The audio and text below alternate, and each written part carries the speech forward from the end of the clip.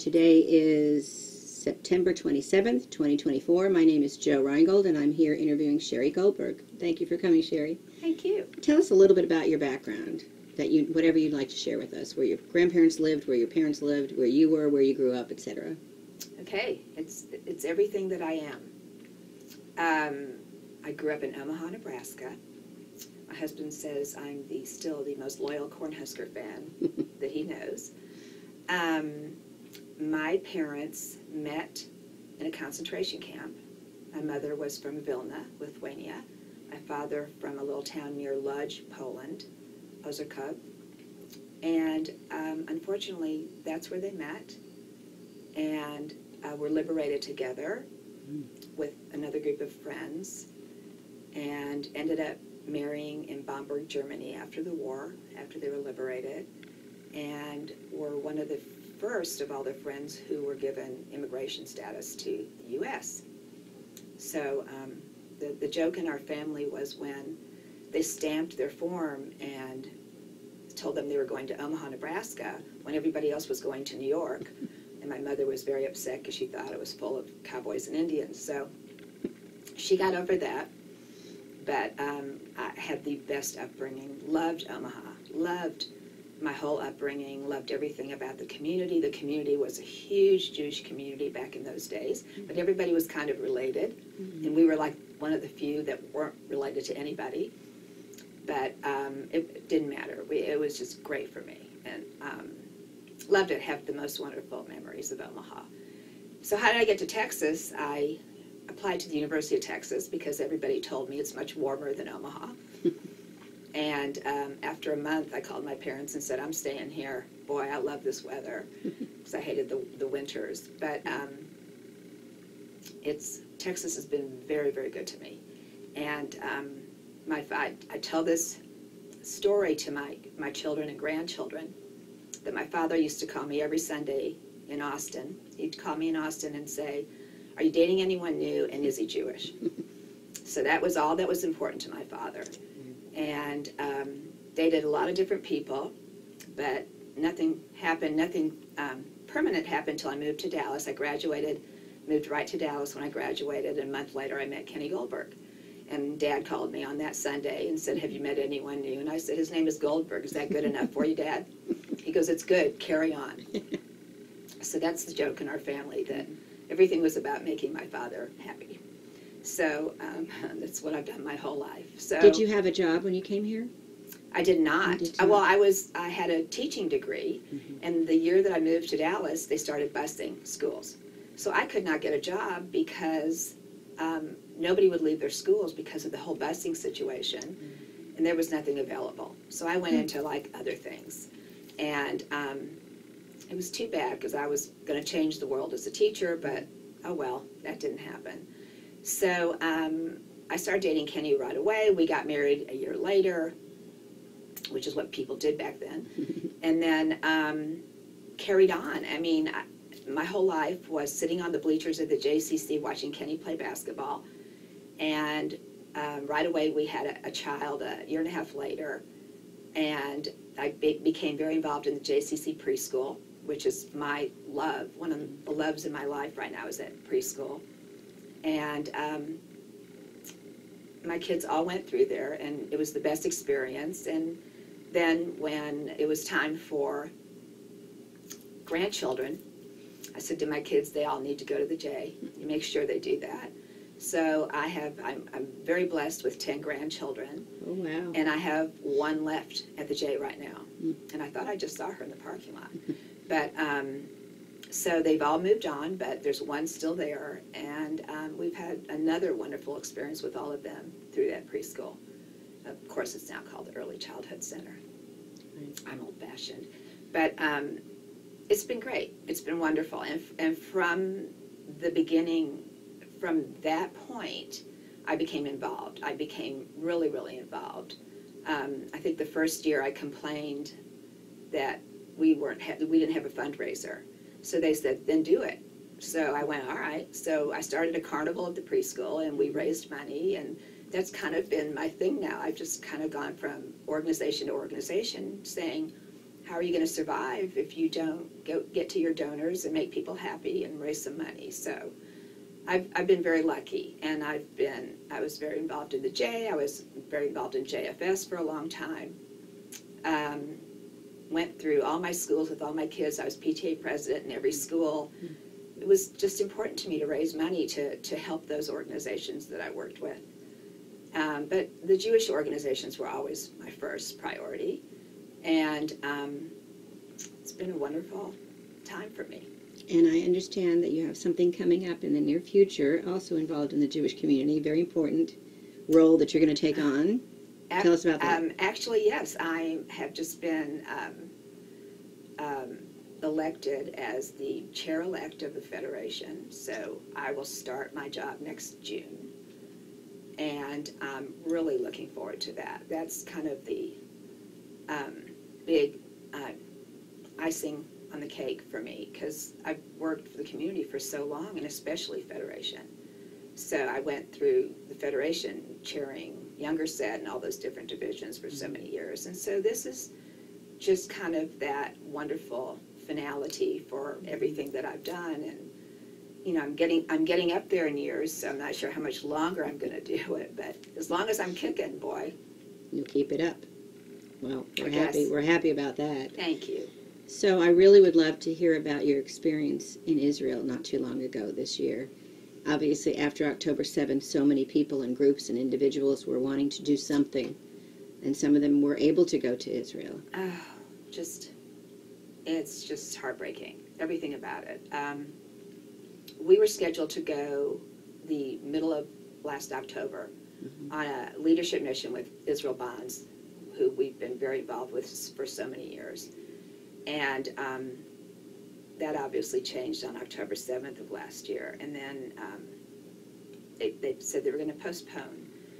So we waited and waited, and that tragic day was so awful. And first thing I remember waking up that morning, and the first thing I said to Kenny was, thank God my parents are not alive to see this. That's all I could think of was everything my father used to say to me.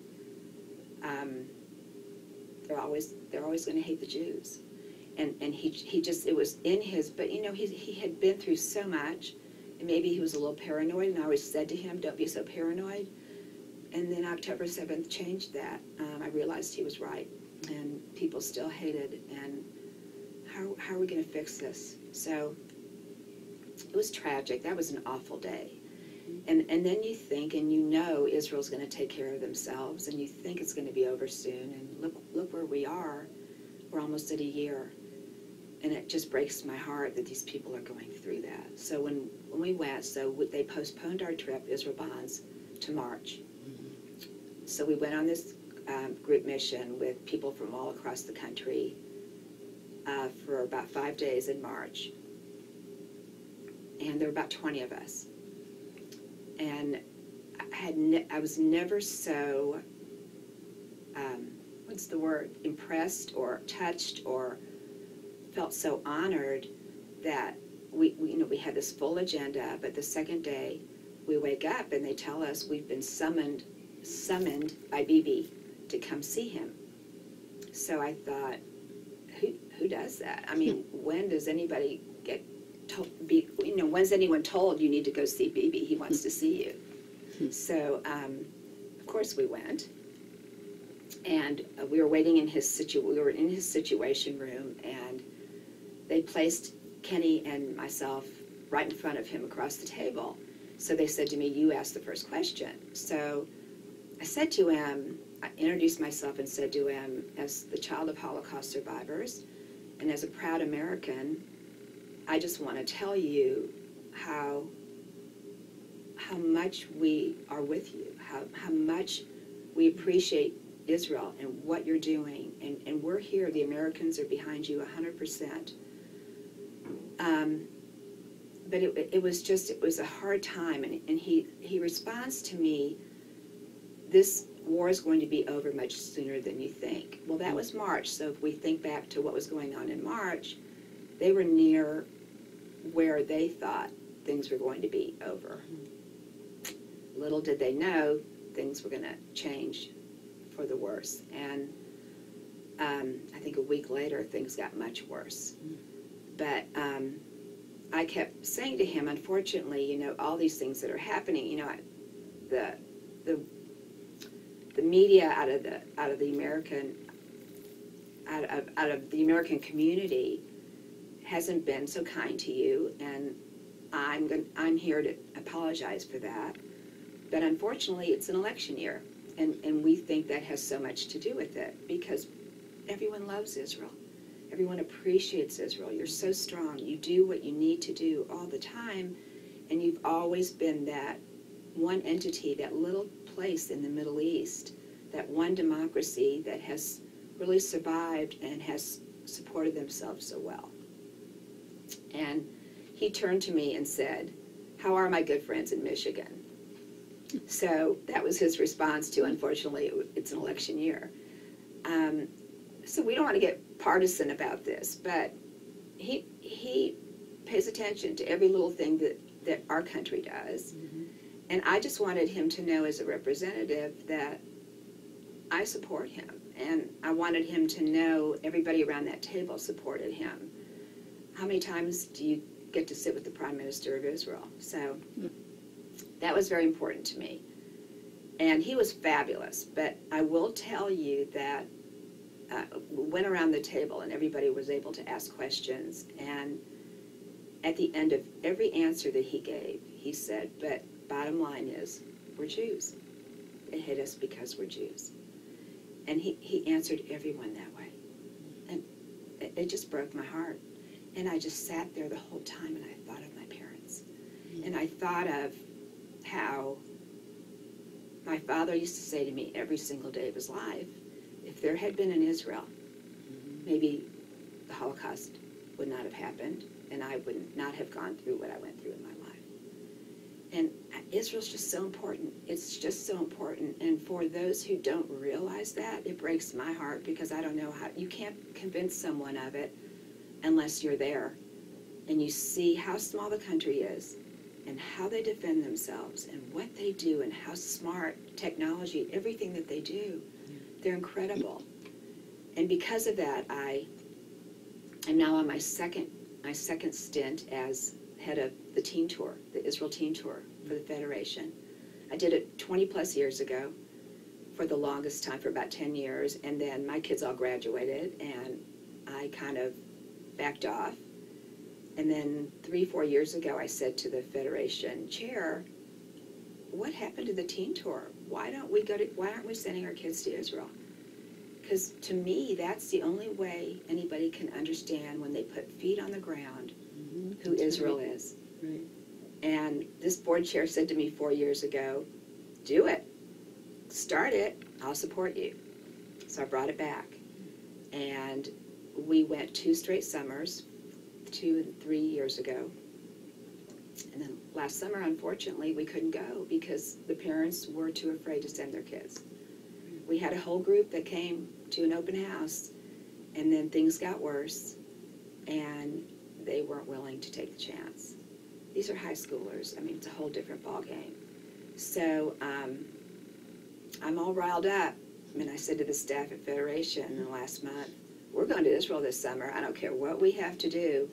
We have to send these kids, and for all those kids that we didn't send last summer, we're taking them too. So let's take 2 buses." And they're all mad at me now. 2 buses? We can't do that. But yes, you can. I think so too. I think so. And I think there is nothing that makes a greater impression on a child or an adult than getting to Israel. Mm-hmm. And Bernie Marcus, who helps fund our Israel trip through Route 1, Mr. Bernie Marcus of Home Depot, gives us $3,000 per kid to go, because he believes, his theory is, a child must go to Israel before college. So that's the whole reason. He won't give it to kids in college. He gives that money to kids in high school. And I love that idea. And it makes all the sense in the world. And especially now after October 7th, we see that these kids need to know how to defend themselves when they get to college, when they're not home under their parents' roof. Right. It's a much different world. And it's so sad that I'm even saying that. But Were you able to see any of the particular sites that were hit on October 7th? Was that part of the tour? We went to the Nova site. We went to so many of the kibbutzim. Every summer, the last few summers that we were sending our kids, they went to kibbutz Kfar Aza, and it was the second one that was hit terribly, totally destroyed. We walked through that whole group, that whole kibbutz, and through many other places on the border there. And when I tell you that the fence behind Kfar Aza was just a single chain link fence between that kibbutz and Gaza, the proximity is incredible, that everything was so close and they lived there like that, and they were not afraid. But boy, oh boy, now things have changed.